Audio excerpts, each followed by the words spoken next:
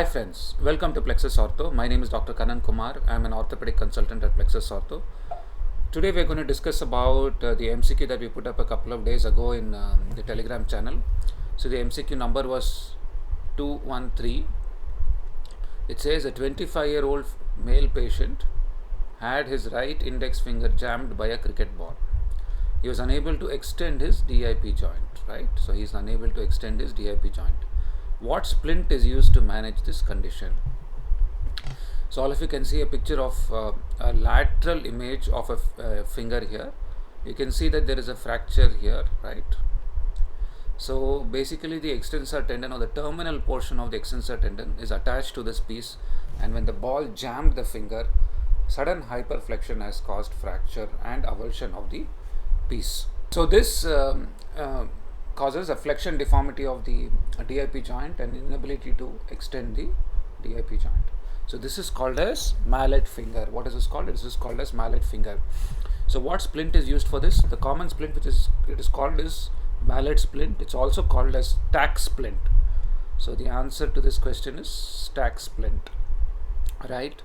Aeroplane splint is used for different purposes. Abduction of the shoulder, we will come to that. Knuckle bender splint, all of you know, it is used in cases of claw hand. And cock up splint, all of us know that we use it in case of radial nerve palsy. So let's go in a little bit of detail about each of these.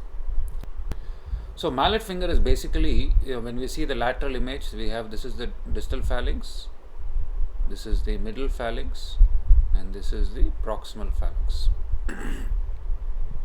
On the dorsal side, we have a tendon which comes and attaches here, which is called the terminal tendon or the terminal portion of the extensor tendon. So when you have a sudden hyperflexion deformity, there is a fracture that happens here, and sometimes it becomes only an avulsion of the tendon. It is called a soft tissue mallet.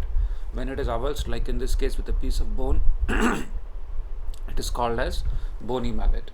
So bony mallets heal better because bone to bone healing is better than soft tissue to bone healing. So this is called as a mallet finger or a DIP joint extensor avulsion injury. So which causes a flexion deformity of the DIP because there is an unopposed FDP action, and therefore there is a flexion deformity of the DIP joint. So what are the splints you use? This is called as a mallet splint or a hyperextension splint. Any splint that keeps the DIP joint in hyperextension is a useful splint in mallet treatment. This specific splint that is shaped like a stack, so this is called as a stack splint. It is called as a stack splint. So these are the 2-3 types of splints that we can use in cases of mallet finger. So you must understand how long should we use this splint. We should use it for 6 to 8 weeks. In soft tissue mallet, that is when there is no bony fracture, the treatment of choice is only a hyperextension splint or some kind of splinting. Whereas if there is a bony fracture, then you tend to use K-wiring or some other kind of surgical treatment.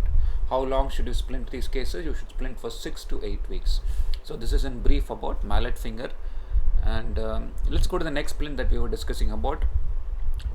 So the next splint is knuckle bender splint. What is a knuckle bender splint used for? It is used for claw hand. All of us know this very well. It's very commonly asked. You must understand this. It may be asked in a twisted form. They may give you the position of the hand or the weakness in the muscles, and then they will ask you what splint you have to use. So they may not give you an ulnar nerve clue directly.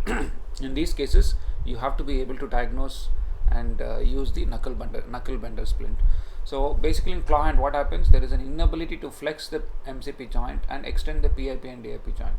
So basically there is an inability to flex the MCP joint or extend the PIP and DIP joints, and therefore this is called as a claw hand.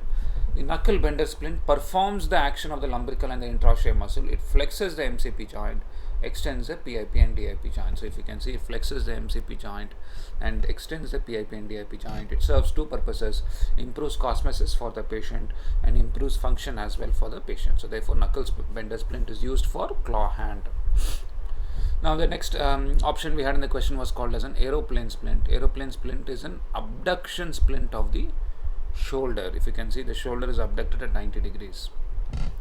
This is required in various conditions. It may be used in shoulder dislocation, post muscle transfer surgery, can be used in Erb's palsy patients after surgery, brachial plexus injuries in adults.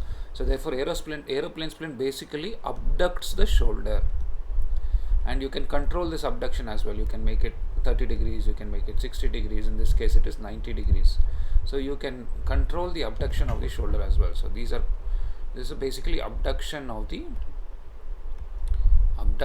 shoulder to whatever range you want, and it used in multiple conditions. Is used in brachial plexus injuries, dislocations, after tendon transfers in the shoulders. So these are the various conditions in which an aeroplane splint is used. The fourth option that we had in the question was the cock-up splint. What does the cock-up splint do? It keeps the wrist in extension, fingers in extension. Alright? And why is this required? This is useful in case of radial nerve palsy, because all of us know what happens in radial nerve palsy. In radial nerve palsy, there is a wrist drop and a finger drop, right?